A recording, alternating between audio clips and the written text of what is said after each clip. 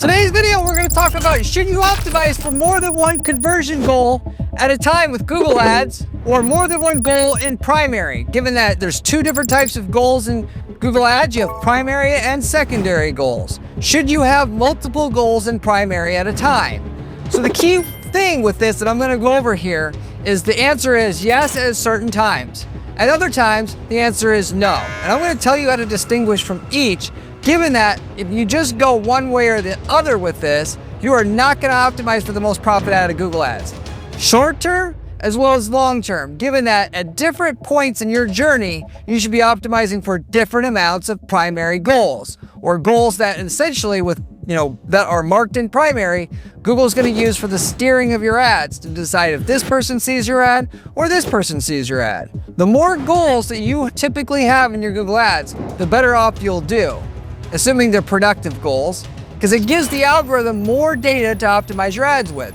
The question is, of the goals that you're going to track, which ones are you going to have Google pay attention to at any given time? And that in itself should change over time. It's something that I've done at our firm. We make best results with it, and you should be doing this for yourself if you want to kick your campaigns into high gear here, baby. I'm going to tell you how much this is going to affect your profitability if you stay to the end of the video from a couple case studies that I'm going to give you as well in terms of doing this the exact way that I mentioned that we do it at our firm now and figure it out is the best way to do things. Depending on whether you have a lead generation account or you're generating leads or you're doing e-commerce, you're trying to get people to check out through a shopping cart primarily, what you do, it will be different. Those are the two main categories as it comes to conversion tracking. For lead generation campaigns, at the beginning of what you're doing, you typically will have more than one conversion goal that you're going to optimize for. For e-commerce businesses, on the other hand, at the beginning, you'll have more than one conversion goal to get the most out of Google Ads,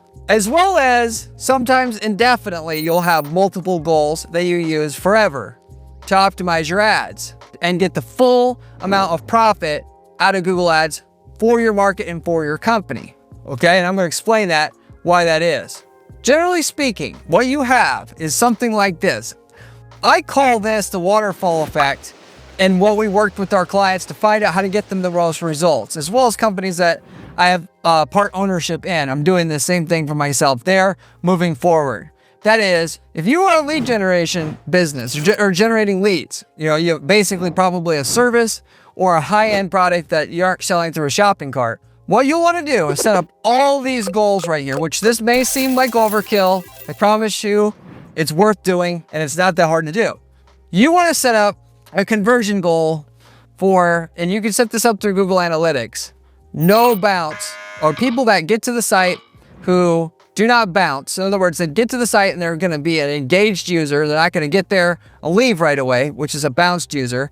You can set up a goal for that in Google Ads so that right at the very, very beginning of what you're doing, you can optimize for people at least at a very bare minimum level are showing enough interest to view the content on your site seriously.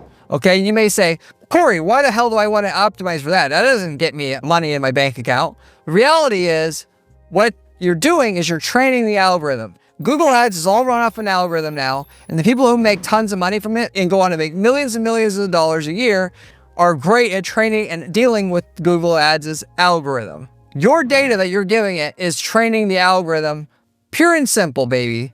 You give it data about who's bouncing, who's not, it's going to be able to train quicker. If you have Google Analytics set up, and you link your Google Analytics setup to Google Ads, it's going to have this basically by default, okay? But if you want to get a bit better results, I would still recommend setting up a goal in Google Analytics, people who don't bounce, and import that into your Google Ads so that the system can have that from day one, if you will. You're also going to set up, and this is all stuff you're going to set up at the very beginning, okay? The question is what you're going to be using at any given time. So you set that goal up, you're going to set up another goal set for partial form fills. When somebody gets to your form, did they actually start to fill it out but didn't complete it? You want to actually have that set up as a goal as well, particularly for multi-step forms. But even if you don't have that, let's say you have 5 fields on a contact form. If they fill out 2 fields and then don't submit, you can actually track that as a goal in Google Analytics again and import that to Google Ads, and that's going to go to train the algorithm as well. You're going to also want to set up a goal for phone calls and actual phone calls, not people who click on your phone number, but through a call rail account, tracking using dynamic number insertion, phone calls. So when somebody calls the number, you're tracking the conversion. That's what you need. Also, form fills itself. I put these in the same category because, that's what we call normally a lead. And you want to track both of those. Regardless of what form fill they fill out or what phone number they call, it's all tracked. Then you got to also track qualifieds. Did you get in contact with the lead? Was it a real person? Validated this isn't a fake lead that your competitor put through the system, or a bot that came through, or somebody that's high on meth and they don't know what the hell they're doing. Somebody that's confused, an old lady who thinks that they're contacting another company and they're really, that it's not you. Anything like that. You weed all that crap out. You talk to physically so you know it's a real lead, and they're asking at least at a bare minimum level for the services you provide. Hey, I'm wondering about your sighting program. I'm wondering if do I need sighting? My blah, blah, blah fell off the house. It might even be a 1% chance of them buying. That's what you want, and what I am calling a qualified lead. Then you're going to also track proposals. Did the person show up to the appointment, or did you do the pitch and give them an actual quote? That's going to be tracked as a separate step. And then finally, sales at the very end of this. So what you see here is, obviously they got to do this to get to this, and then they got to do this to get to this, and they got to do this to get to this, and so forth. When you're starting out your campaigns, if you track all of it, you can put all of these in primary, and what the system is going to do, it's going to optimize for all of them as if they're the same, which they're not. And I'm going to talk about ultimately how to weight these as well in a minute. It doesn't matter. At the start of your account, or even with a brand new campaign for that matter, and I want to also talk about that in a minute, you don't give a shit that Google is treating them all the same. All you're doing is you're trying to force feed Google as much data as you can, as quickly as you can, because you need a few dozen conversions just for the system to start to improve at all. If you only track, let's say, leads at the beginning, and it takes 3 months to get 30 leads, well, that's 3 months that the campaigns are going to improve very quickly. So your goal is to track one, and once you get at least 100 of the next step, you're going to switch the campaigns to only optimize for this and all subsequent steps. And then when you get 100 of at least this, it's only going to optimize for this step and all subsequent steps. And so you'll have less and less goals that you have marked in primary at any given time, given that when you get 100 of one, this one's going to be marked secondary behind it, as is anyone's behind it. And that's how you're going to get two things done. One, ramped up as quickly as possible. And then two, the most total sales you can get, because you're optimizing for sales revenue and profit, which you want profit, you got to optimize for profit. It's really that simple. A lot of people will try to fool themselves otherwise. Oh, I don't need to track my sales. Ultimately, then I don't want to hear you complain that you're not getting enough sales if you're not tracking your sales. It's really that simple. I mean, these systems are very, very smart and very, very powerful if you give it the right data. You can get all high and mighty and pompous all you want, but you're going to end up with a third as much money as I'm making in your market, with everything else being equal, just simply having tracked the sale, the revenue, versus you just tracking the lead itself. And the further you get down here, the more, by the way, the better the lead quality will get, the more profitable your campaign will get, the more sales you're going to get. All three of those things are going to happen. But the biggest thing our clients like is the fact that the lead quality gets to be super good. Like literally almost every single lead, 90% of the leads, it's a great lead, another great lead, another great lead, another great lead. Oh, that one kind of sucks. Great, great, great, great, great, great, great. Another bad one. Versus great, bad, great, great, bad. To where like 50% of them are shit. And you cannot complain again that this is happening to you unless you're giving Google all the data to train the algorithm properly.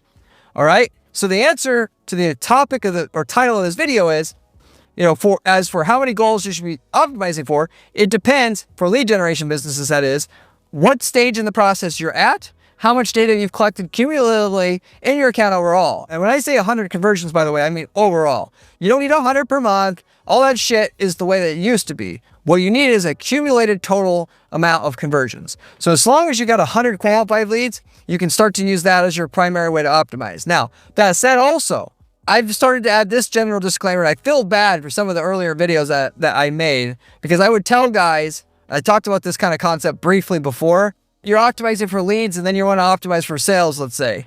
They would switch all their campaigns to optimize for sales like that. That would put their campaigns into learning mode for like 60 days. They weren't prepared for the hit in sales that they would have as the campaigns recalibrate, and it's unavoidable. What I would recommend to you doing this, if you're going to take a huge step going from one to the other, or just in general, you're already making great money, you want to make more, the easy way to fix this would be, if you have 5 campaigns in your account, switch only one of the 5 to optimize for the next stage down. So that, because in the campaign goal settings, you could switch a campaign to only optimize for one goal or a select series of goals, that's fine. But you can select different goals for one campaign to optimize for versus another campaign. So in that way, you'll have one campaign that's in learning mode, which may only produce 20% of your sales that you're getting from your Google Ads account as a whole. That campaign gets cut off, the sales that it produces gets cut in half, but cumulatively as the account as a whole, you see a 10% drop in your total sales from your account as a whole, and that's not enough to send your whole operations of your business into a tailspin. And then once that campaign stabilizes in 60 days, then you switch to the other campaign to optimize for the next step, and then 60 days later, the next campaign, you optimize for the next step, and then once you get through all that, then you go back to the campaign 1 again that you started with, and then you have that optimized for the next step forward. And then over time, you're just transitioning the whole account that you have to eventually get down to where you're optimizing purely for sales, and in which you still have the same volatility overall, making the switch each time. It's just not so quickly. It's not done all at once. So instead of that big change happening over 60 days, it's spread out over 9 months. You don't really notice this change in sales each time you do it. So that is something I would highly recommend to you if you're already making great money. Now, if you're not making an ROI, then just rip the freaking Band-Aid off and get it done and over with. But if you are making an ROI, you overhead that you got to pay or else, then you got to do it the slower way, like I mentioned. So that is for lead generation campaigns. There's also e-commerce campaigns that have a different flow that I've come up with that works the best. I'm going to talk about that as well. But before I do here, if you haven't subscribed to this channel, I would appreciate if you would do that. I promise you're not going to find better information elsewhere online about how to make money from ads than you're going to find on this channel, because I spend personally 40 hours a week doing ad testing and strategy at our firm to find out what works. And most of the yahoos on YouTube are not doing that. They're just talking about how stuff works, and they're spending all their time on their YouTube channel, and they're not doing any work themselves. And therefore, they don't really know what the hell is going on. I have to work 80 hours a week to make this possible. That is a 40-hour a week just YouTube, 40 hours a week just working with clients' ad strategy and getting the results for them. And specifically, I focus on the strategy by itself. I don't actually do all the work because we got a great team that helps me execute on the strategies. I'm in the weeds as much as you possibly can be to find out what works. I got a great blog on my site as well at guaranteeppc.com/blog. If you like the channel, you should check that out as well. If you have any questions about anything I'm covering here, or any marketing related question for that matter, you can always leave me a comment in the comment section. I get back to every single person who leaves me a question or comment on this channel, usually within 24 hours time. I also have a Discord group that I run. You can find the link of that in the video description. I'm in there. You can ask me questions there as well as you can reach out to me through my site, by the way, at guaranteeppc.com. You can arrange a call to speak with me, and we'll talk about what we need to talk about. You can do a coaching or consulting call with you as necessary. We can talk about me just running all your campaigns. So if you're at a certain amount of revenue, there's no business trying to learn all this stuff for yourself and doing it all yourself, because this is all I do. I know every technique, and I know it to the nth level in terms of all the details on it. And so why spend time just studying the videos and doing all this stuff yourself? I mean, usually if you're over 500K a year in revenue, that's the point in which it makes no sense to do it purely yourself anymore, and then just talking the strategy over with me, having our team execute on it, get the results, reinvest your money, do the next strategy, and so forth, and just have us do it, and you focus on scaling your business purely. For that matter, and we guarantee results though. And unlike any other firm, we're going to promise you get so much lift in profitability or qualified leads up front before we charge a management fee, which is, the only right thing to do to show that we got some skin in the game. I can give you a guarantee and an 8-quarter projection of results if you reach out to me through our website, what I could personally do for your market, given my experience in your market or a market like it. I also got templates available. If you're in a market that we've already been in, I can sell you also outright the template that works for your market, the ads, the landing pages, the campaign templates, and you copy paste those in your ad account and get the same results I have gotten over years figuring out what works in your market. And I can tell you the results you're going to get with it. I've been in hundreds of niche markets, so that we've got hundreds of templates available. If you like a template and you want to know the cost on that, you can also reach out to me through my site. So with that said, for e-commerce businesses now, it's a little bit different. What you're going to optimize it for at the beginning and set up a goal for, should I say, you're going to set up all the goals at the beginning. And then the question is, which one are you going to be paying attention to? You should set up a no bounds goal at the beginning through Google Analytics. You should set up also a goal for cart add. So somebody clicked add to cart. They didn't go to the cart. They just added something to the cart. Then you track also as this whole separate goal, cart view. Did they actually get to the cart? Then also you're going to have a goal set up for checkout view. Did they get to the checkout screen? Then you're also going to set up a goal for purchases. So you're going to set up a goal, assuming any sales come through the phone at all, they call and give you their credit card number over the phone. You track those separately as an offline conversion and you add those. So as per what I was saying earlier, that sometimes you'll have multiple goals indefinitely that you're optimizing for. What I mean by that is, end stage of all this, of optimizing your account, similar to what I mentioned before, where you're going to start marking these in secondary as you get enough conversion data on the lower goals here. You're at the end with e-commerce though, if you do offline sales, that is you take orders over the phone or through email, you want to actually have a goal that you're optimizing for car purchases, and you want to have a goal that optimizes for purchases that occur offline, that you take, where you take the order through email or through the phone itself. So that's something that's different than lead generation here. There's a big difference a lot of times in one goal type versus another. And it varies by market. Some markets, guys say, I'll give my left freaking nut for more form fills. I don't care about phone calls at all.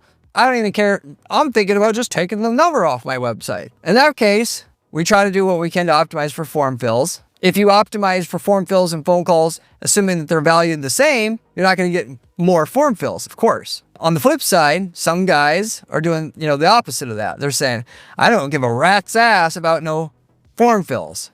I call and I can't get in touch with them, which, by the way, that's a problem with your sales process. You need to get in touch with people within 5 minutes if you want it to work properly. People don't like hearing that. That's the reality today's market, at least during regular business hours. Or should I say, they want phone calls instead of form fills. If you are one of those guys who say that you give your second child to get more form fills versus phone calls or vice versa, what you want to do is you want to have your conversion goals set up to have a different value tied to them. You can set up a default value that's different for a form fill versus a phone call. And this should be done on actual data. You go into your sales CRM or whatever you use to track leads. You find mathematically what is the rate of closing of a form lead at your company versus phone calls.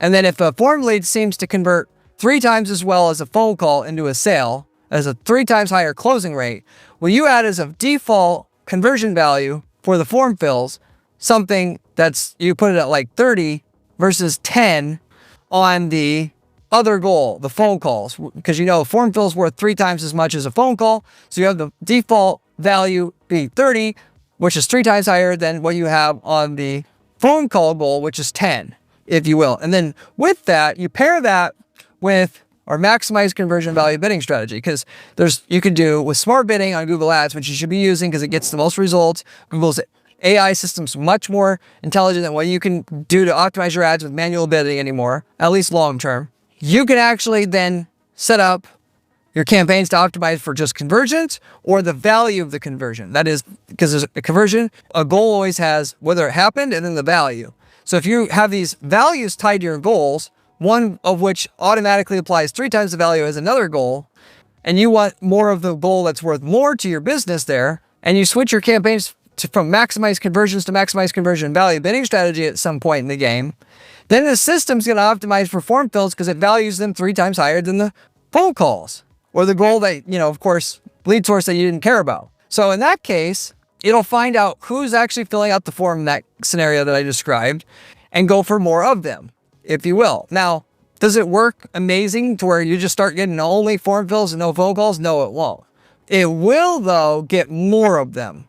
So if your goal is to get more of them, then that's absolutely what I would do. with everything I mentioned here, in addition to all this, it's actually quite nice you can help yourself a bit more by having a default conversion value tied to some of these earlier steps. And then when you're using maximize conversion value bidding strategy, which you should be ultimately doing long-term anyway, you can actually have it optimized for one versus the other. So an opt-in, what you can do is for this, you can value this at a 1. This can be valued at a 3. This can be valued at a 6.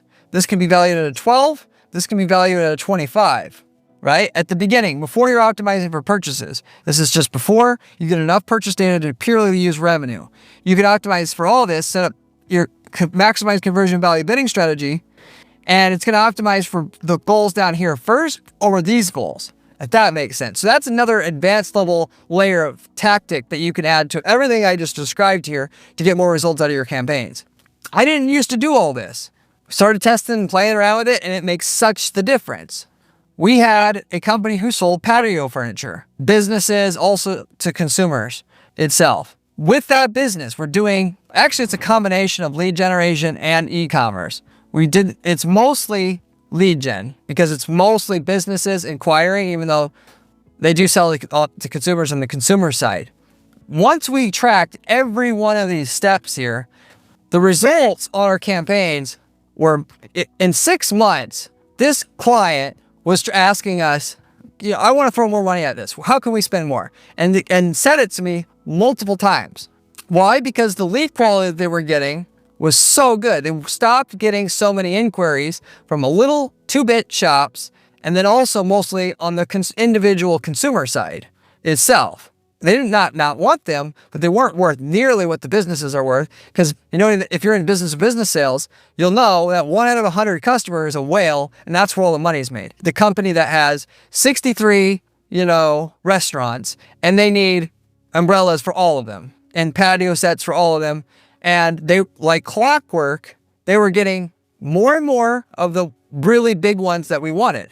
Mainly because we did all this, and on top of this, we added a value that would value the lead higher if the person was a qualified opportunity. So, and the way that we did it here, though, is slightly different than what I described before. We added a lead score here. So we tracked the form fill and the phone call. If the lead was qualified itself, we scored the lead between 1 and 10. If the lead was a business lead, you got at least a 5. If the lead had multiple locations, it would get rated a 9. Switch to maximize conversion value bidding strategy. The lead quality got great in a hurry because they already had a high volume campaign where we're spending 5 figures a month in ad spend. So it built up data in a hurry, and it did exactly what they ultimately wanted it to do for years. And they wanted to spend a hell of a lot more money than they were spending once that started to happen, because the campaign profitability in terms of an overall ROI perspective over doubled just in that short amount of time, because the system got the right data that it needed. Once we started to do this here on e-commerce accounts, our accounts started to scale so much quicker overall, to the point where this is an absolute requirement for us to track all these individual steps. Specifically, when ideally you have individual like cheaper product, so you got a lot of volume to work with, this works very, very well itself, because you got a lot of people doing these earlier steps. But the difference in terms of speed, before and after we implemented, instead of just tracking purchases and tracking all these steps, in terms of the rate in which it will scale up itself, I don't have a direct apples to apples comparison here where I can say, okay, this, we did it with and without it for this one company. But I could tell you that this, adding all these steps and optimizing for all of them, and then eventually purchases, you're going to scale up 2 to 3 times quicker at the beginning over that first 3 to 6 months in terms of reaching profitability than you're going to have with just tracking and optimizing for purchases. So you can take in a market that, because it all depends on competitiveness in your market, how quickly you're going to get to baseline profitability with your campaigns at the beginning. Whereas it typically would take 5 months to get a campaign profitable with just optimizing for purchases and only having a goal for purchases. Optimizing for all these steps, we can cut it down easily down to 2 to 3 months, just that one simple change in itself, and adding the data to optimize the campaigns quicker. And then of course, long-term, optimizing for purchases versus any of this junk, that would be an absolute disaster. So that gives you some perspective on how much this actually matters when you add this extra data for the machine learning algorithms to optimize from. Hopefully this made a lot of sense to you. I'm going to wrap it up with that. Thank you for watching. I'll see you on the next one. If you want to see another video, click here. It is one of my best ones.